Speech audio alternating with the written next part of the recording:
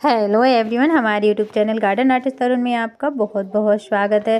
वैसे तो ये हिबिस्कस प्लांट आप देख सकते हैं कितना अच्छा हो रखा है, लेकिन अगर इसकी जड़ों की बात की जाए तो इन जड़ों में ढेर सारी रूट्स हो गई हैं, यानी कि जो मिट्टी है वो ख़त्म हो चुकी है, सिर्फ जड़ ही जड़ बची है। वहीं इसके पत्तों को देखेंगे तो इसके पत्ते पीले पड़कर गिरने लगे हैं। फूलों को देखेंगे तो फूल छोटे छोटे हो रहे हैं और ज़्यादातर कलियां सूख कर गिरने लगी हैं। तो इसको क्या करना पड़ेगा, तो इसको हमें रिपोर्ट करना पड़ेगा, यानी कि जिस पॉट में ये लगा हुआ है पहले इसे हम निकालेंगे और उसकी जड़ों को हटाकर फिर से मिट्टी में इसे लगाएंगे। तो इस प्रक्रिया के लिए हमको चाहिए मिट्टी, खाद, और अगर आपके पास चावल की भूसी है तो आप उसे डाल सकते हैं, और चाहिए हमें कोकोपीट। इन सभी को अच्छी तरह से मिक्स कर लेंगे।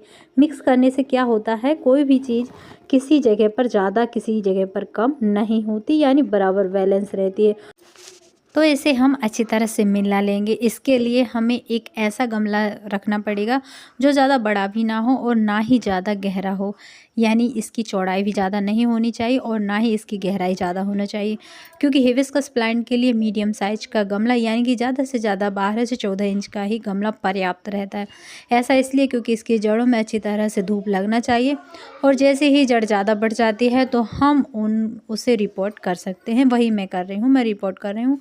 ये 12 इंच का गमला है और इसे हम अच्छी जल निकासी वाली उपजाऊ मिट्टी को, जिसमें मिट्टी, वर्मी कंपोस्ट या फिर आप गोबर की खाद भी कर सकते हैं, और जो रेत अगर आप मिलाना चाहें तो रेत मिला सकते हैं, या फिर कोकोपीट भी मिला सकते हैं। जो आपके पास उपलब्ध हो आप उसे मिला दीजिए, लेकिन मिलाइए ज़रूर, क्योंकि मिलाने से जो मिट्टी रहती है वो भुरभुरी होती है, और भुरभुरी मिट्टी में ही कोई भी प्लांट बहुत अच्छी तरह से होते हैं।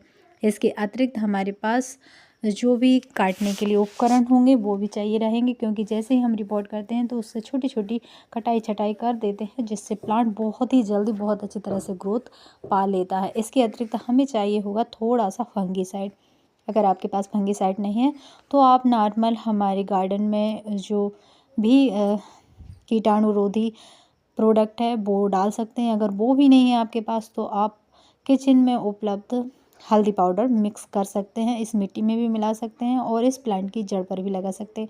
हालांकि अगर आप के घर छोटे बच्चे या पेट है तो आप कोशिश करिए कि हाथों में दस्ताने पहने। अगर आपके बच्चे बड़े हैं आप अच्छी तरह से हाथ धो सकते हैं और उसके बाद ही बच्चों को खाना पीना का कोई भी सामान दें, क्योंकि ये जो भी सामान हम मिलाते हैं वो सब एक तरह से ख़राब ही रहता है, शरीर के लिए नुकसानदायक रहता है।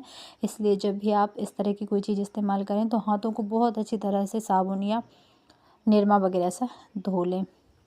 तो आप देख सकते हैं इस तरह हमें इसे रिपोर्ट करना है। इसकी जो जड़ें हैं ज़्यादा नहीं काटना, लेकिन जो एक्स्ट्रा जड़ हैं उन्हें काट कर अलग कर दीजिए, और उन्हीं मिट्टी में कुछ इस तरह से दवाई, हल्का सा दबाव देकर इसे करना है, और उसके बाद हमें ऊपर तक मिट्टी की अच्छी लेयर पैक करना है। कुछ दिनों के बाद आप देखेंगे कि ये मिट्टी थोड़ी नीचे हो जाएगी, दबने लगेगी, और उसके बाद आप इसमें और मिट्टी भर दीजिए।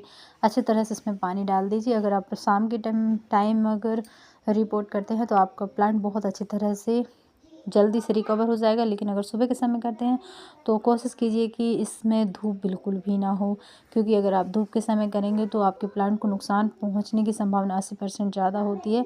अगर जड़ें बहुत ज़्यादा उलझ जाती हैं, गमले के आकार में पूरी तरह भर जाती हैं, यानी कि रूट बाउंड हो जाती हैं, तो आप उन जड़ों की हल्की हल्की से काट भी सकते हैं। वैसे तो वो हाथ से अलग हो जाती है, लेकिन अगर नहीं हो रही हैं तो आप उन्हें थोड़ी थोड़ी काट दीजिए।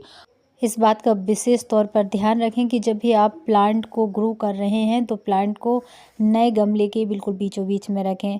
जो गमला है उसमें थोड़ी मिट्टी रखें, और उसके बाद जैसे ही हम पौधा रख रहे हैं और उसके बाद आसपास हाथों से बची हुई मिट्टी को भर दें और इसको हल्का हल्का सा दबा दें, क्योंकि इसमें जो गैप रहता है वो गैप हट जाना चाहिए।